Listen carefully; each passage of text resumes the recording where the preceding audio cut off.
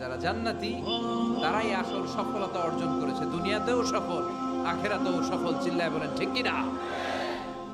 এখন the decision is years, সিদ্ধান্ত আপনার যে আপনি কই যাবেন, আপনি কই যেতে চান, জান্নাতে না জাহান্নামে? আল্লাহ আমরা যেন জান্নাতেও এরকম একত্রিত হতে পারি, তুমি তৌফিক দাও। আমরা যে বইটা থেকে আজকে কিছু সময় কথা শুনবো, আওয়াজ করে বলেন তো বইটার নাম, আরো জোরে বলেন কি নাম?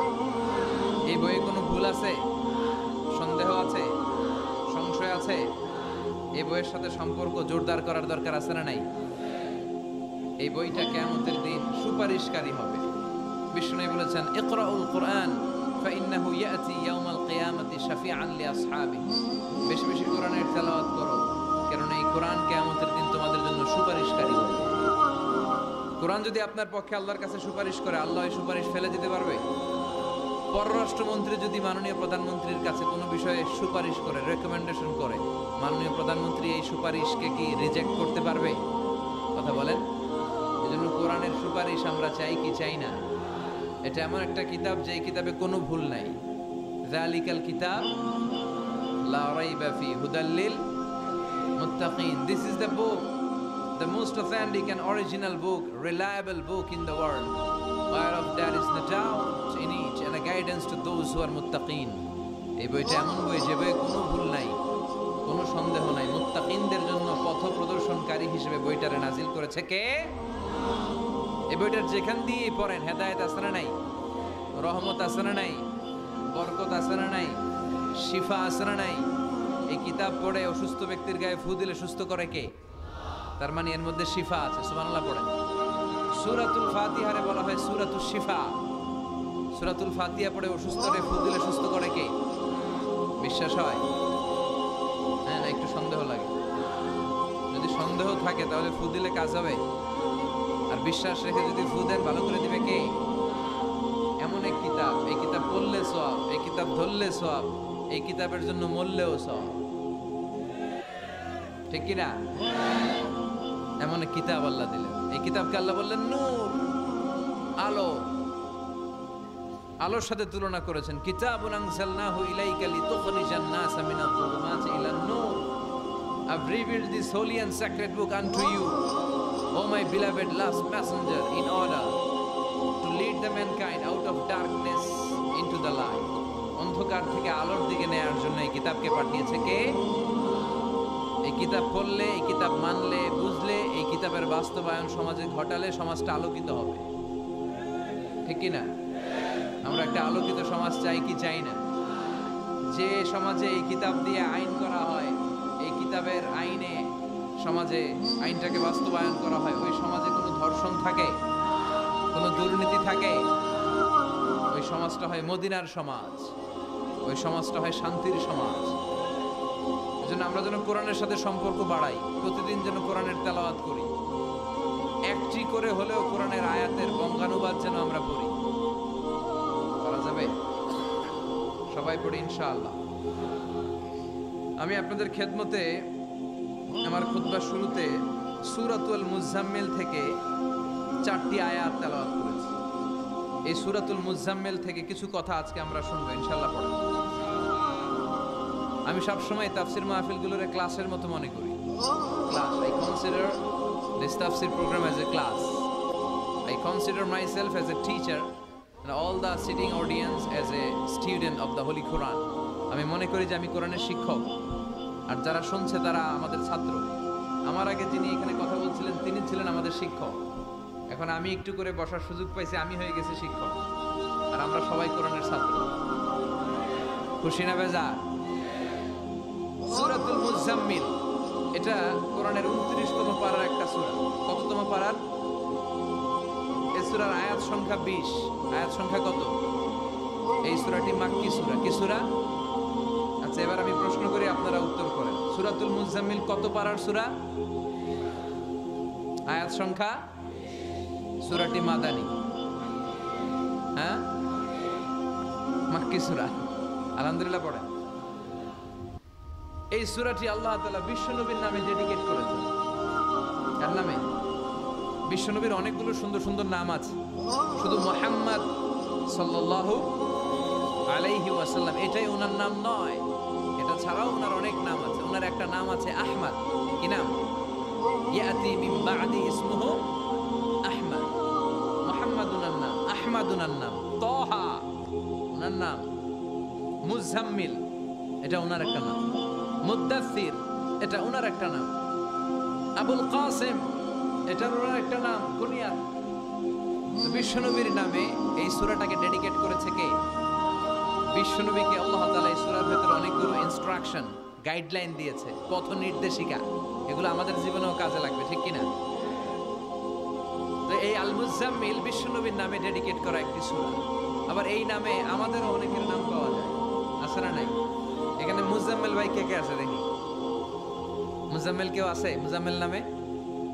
আছে তো, মাশাআল্লাহ। আল্লাহ মুজাম্মিল ভাইদেরকে তুমি কবুল করো।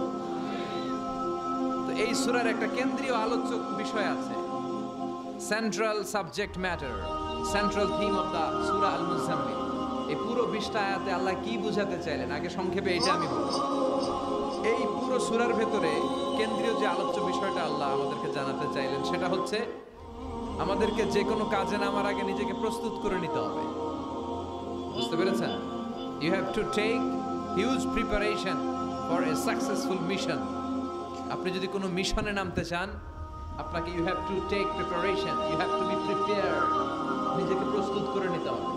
বিশ্বনবীকে আল্লাহ তাআলা বড় একটা মিশনে নামাবেন, নবুয়তির মিশন, দাওয়াতি কাজের মিশন, আল্লাহর জমিনে আল্লাহর দ্বীনকে বাস্তবায়নের মিশন, পৃথিবীর বুকে কালিমার পতাকা কেটে দেওয়ার মিশন। চিল্লা এখন ঠিক কিনা? এত বড় মিশন যে নবী পালন করবে, ওই নবীর প্রিপারেশনের দরকার আছে না নাই? তাহলে এই পুরো সূরার মূল কথা হচ্ছে প্রিপারেশন ফর এ মিশন, মিশনের জন্য প্রস্তুতি গ্রহণ করা। Good preparation is a prerequisite for a successful mission. আপনি যদি একটা মিশনে সফল হতে চান, আপনাকে প্রস্তুতি নিতে হবে। কে নিতে হবে? সবাই বলেন। প্রিপারেশন নিতে হবে। প্রিপারেশন যদি ভালো হয়, কাজের ফলাফল। প্রিপারেশন যদি খারাপ, ফলাফল। পরীক্ষার আগে যদি প্রিপারেশন ভালো হয়, গোল্ডেন এ প্লাসের সম্ভাবনা আছে না নাই? ইলেকশনের আগে যদি ভালো প্রস্তুতি নেয়, জয়লাভ করার সম্ভাবনা আছে না নাই? সব কাজে প্রিপারেশন লাগে। এই যে আমরা প্রতিদিন সালাত পড়ি, নামাজ আদায় করি, প্রস্তুতি লাগে না? কি প্রস্তুতি লাগে? ওযু করা লাগে, ঠিক কি না? ইয়া আইয়ুহাল্লাযীনা আমানু ইযা কুমতুম ইলাস সালাতি ফাগসিলু ওয়ুজুহাকুম ওয়া আইদিয়াকুম ইলাল মারাফিক ওয়ামসাহু বিরুউসিকুম ওয়া আরজুলাকুম ইলাল কা'বাইন। সুবহানাল্লাহ পড়েন। আল্লাহ ডেকে বললেন, গোলাম যখন নামাজে যাবা, নামাজের প্রস্তুতি নাও। কথাটা কার? আগে চেহারা ধৌত করো, হাত দুইটা কনুই পর্যন্ত ধৌত করো, তারপরে মাথা মাসে করো, তারপর পা ধৌত করো, তারপরে সালাত কায়েম করতে যাও। তার মানে সালাত ইকামাতুস সালাহ, সালাত প্রতিষ্ঠার আগে আপনাকে প্রস্তুতি নিতে হবে। নামাজে যাওয়ার আগে ওযু করা লাগবে, ঠিক কি না? আবার জুমার নামাজে আপনি যাবেন, এই জুমার নামাজে যাওয়ার আগে প্রস্তুতি আছে না নাই? কি প্রস্তুতি আছে? গোসল করা লাগে, ঠিক কিনা? আতর মাখা লাগে, সুন্দর পারফিউম দেওয়া লাগে, তারপর জুমার খুতবা শোনার জন্য মসজিদে আগে আগে যাওয়া লাগে, ঠিক কিনা? তার মানে নামাজের আগে প্রস্তুতি লাগে, জুমার সালাতের আগে প্রস্তুতি লাগে, আবার রোজার আগেও প্রস্তুতি আছে না নাই? বিশ্বনবী রমাদান আল মুবারক আসার 2 মাস আগ থেকে প্রস্তুতি নিতেন।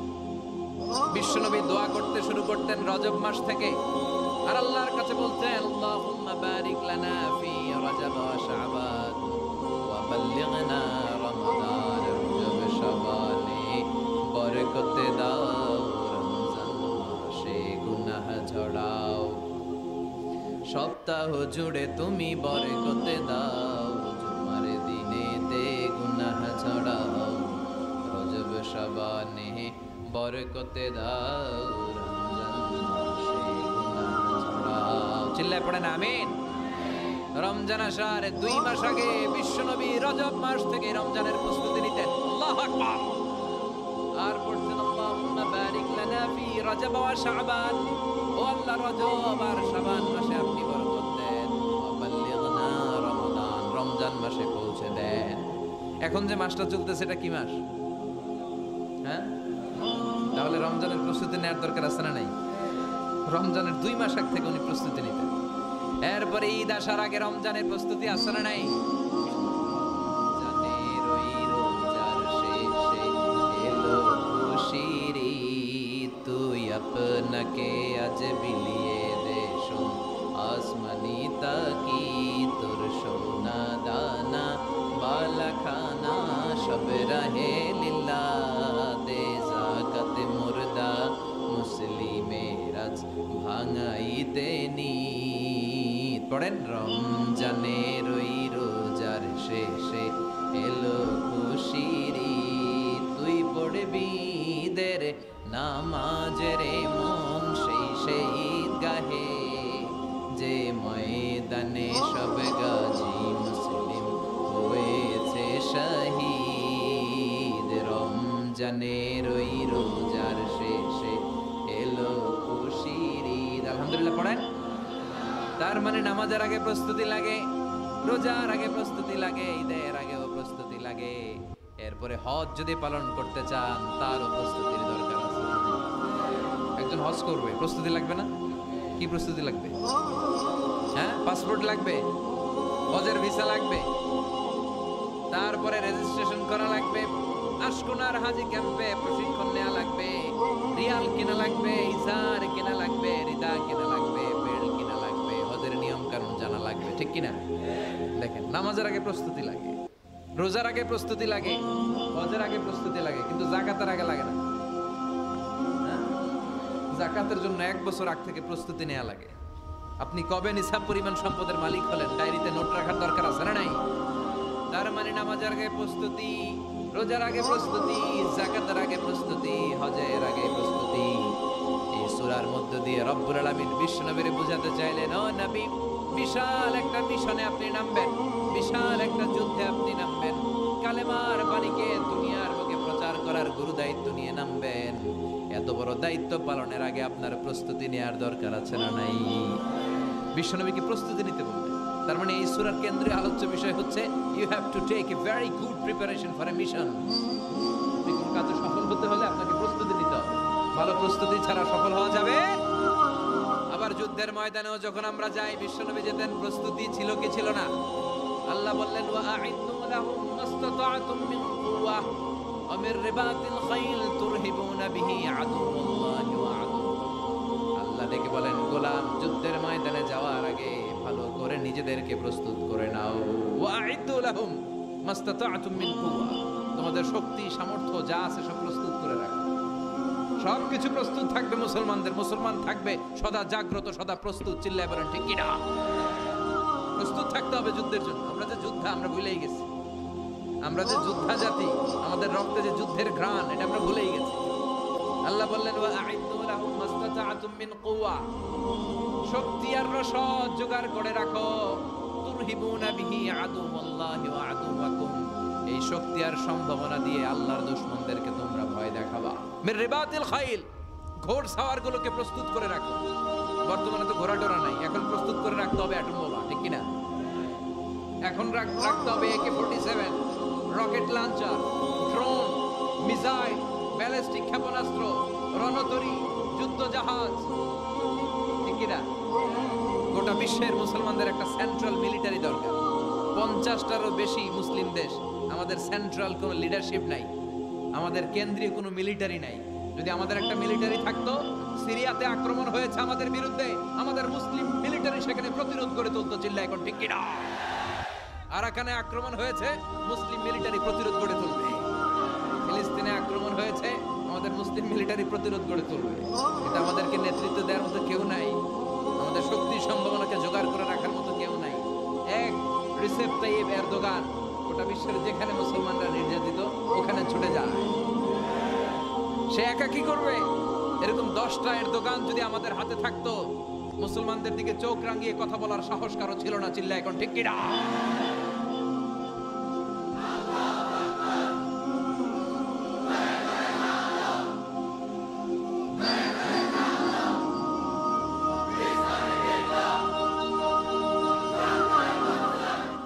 وأعدوا لهم ما استطعتم من قوة। ও নবী, শক্তি সম্ভাবনা সবকিছু জোগাড় করে রাখেন, মুসলমান থাকবে সদা প্রস্তুত, সদা সজাগ। মুসলমানদের বসে থাকার সময় নাই, ঠিক কি না?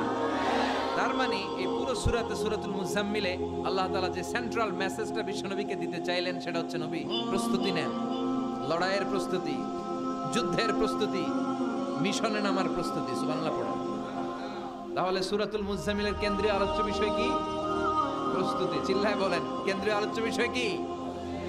প্রিপারেশন নিতে হবে, প্রস্তুত থাকতে হবে, ঠিক কিনা? কেন্দ্রীয় আলোচ্য বিষয় আমরা জেনে গেলাম।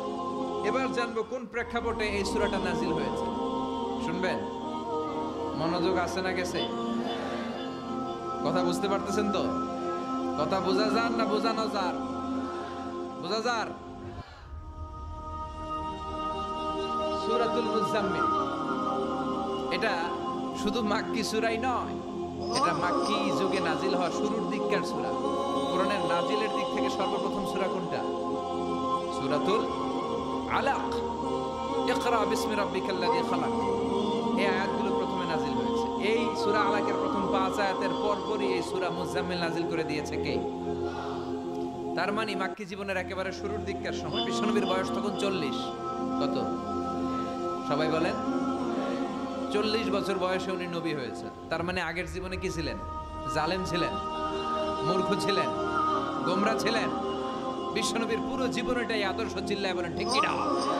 As a father, as a teacher, as a lawgiver, as a lawmaker, as a philosopher, as a reformer of the society, as a commander, as a messenger, Muhammad is the superman of the world. স্বামী হিসেবে, নেতা হিসেবে, বাবা হিসেবে, সমাজ সংস্কারক হিসেবে, আইন প্রণেতা হিসেবে, দার্শনিক হিসেবে, নবী হিসেবে মুহাম্মদ সাল্লাল্লাহু আলাইহি ওয়াসাল্লাম হচ্ছে গোটা বিশ্বের একজন সুপারম্যান। উনি শেষ নবী। ওনার পরে কোনো নবী আছে? লা নাবিয়্যা বা'দি ওয়ালা রাসূলা। বিষ্ণু বলতেন আমার পরে কোনো নবী নাই, কোনো রাসূল নাই।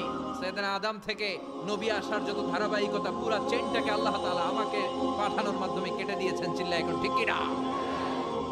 এজন্য বিষ্ণু বলছেন লা নাবিয়্যা বা'দি ওয়ালা রাসূলা, আমার পরে কোনো নবী নাই, কোনো রাসূল নাই। তবে লাউ কানা বা'দি নাবিয়্যুন লাকানা উমর, আমার পরে যদি নবী হওয়ার যোগ্যতা কারো থাকে, আমার ওমরের সেই যোগ্যতা আছে। ঠিক কি না? তুমি বলেছো রাসূল দেবে না, বলনি দেবে না ওমর, বলনি দেবে না হামজা তারিক, খালিদ বিজয়ী সমর। প্রভু তুমি বলেছো রাসূল দেবে না, বলনি দেবে না ওমর, বলনি দেবে না হামজা তারিক, খালিদ বিজয়ী সমর। প্রভু তুমি বলেছ রাসূল দেবে না। আলহামদুলিল্লাহ পড়েন। শেষ নবী, শেষ রাসূল, তারপরে কোনো রাসূল নাই। ওনার জীবনটা এমন জীবন, নবুয়তের পরের জীবন যেমনি আমাদের জন্য আদর্শ, নবুয়তের আগের জীবনটাও আদর্শ করে দিয়েছে কে? 40 বছরে উনি নবী হয়েছেন, তার আগে উনি ছিলেন শ্রেষ্ঠ মানুষ, as-সাদিক আল-আমিন। জীবনে মিথ্যা বলছে। ওনার ঘোর শত্রুরাও বাড়ি থেকে অনেক দূরে কোথাও বেড়াতে গেলে ওনার বাসায় ডিপোজিট করে যেত, ওনার বাসায় আমানত রেখে যাইতো। সুবহানাল্লাহ পড়ে। পার্টি করে আবু জাহিলের পার্টি। পার্টি কোন পার্টি? বিশ্বনবী বলতেন আবু জাহিলের পার্টি করে ওর কাছে ডিপোজিট রাখো। ওরা বলতো না, আবু জাহিলের দল করি কিন্তু ওর কাছে আমানত রাখা যাবে না। ওর কাছে যদি টাকার প্যাকেট রেখে যায় তাহলে আমার টাকাও শেষ, টাকার প্যাকেটও শেষ। কথা বলেন। আমানতদারিতা নাই। আমানতদারিতা ছিল বিশ্বনবীর মাঝে। ওনার জীবনী নিয়ে যদি কথা বলতে কেউ শুরু করে, কোনো কুল কিনারা খুঁজে পায় না। বিয়ন্ডলেস, বাউন্ডলেস, বটমলেস, এটা তলাবিহীন সাগর। বিশ্বনবীর জীবনীটা একটা সাগর, কিন্তু এই সাগরের কি নাই? কথা বলেন। কোনো তলা নাই। এমন নবীকে আমরা পেয়েছি। ওনার আগের জীবনটাও আদর্শ। ছোটবেলা থেকে লাজুক ছিলেন। হালিমাতুস সাদিয়া বিশ্বনবীর দুধমা, উনি বলেন 5 বছর এই কুরাইশি মুহাম্মদকে আমি লালন পালন করেছি। একদিনও ছেলেটারে কাঁদতে দেখিনি। ক্ষুধা লাগলেও কাঁদে না, ব্যথা পেলেও কাঁদে না।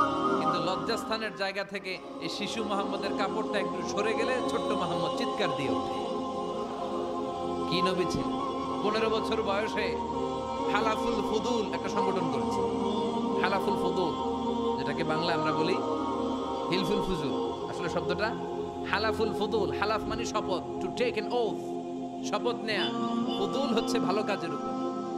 উনি হাতে হাত রেখে যুবকদেরকে নিয়ে মক্কা আইন করলেন, মক্কার জমিনে কোনো দুর্বলের উপর, মাজলুমের উপর কোনো জালিমের অত্যাচার চলতে দেয়া যাবে না।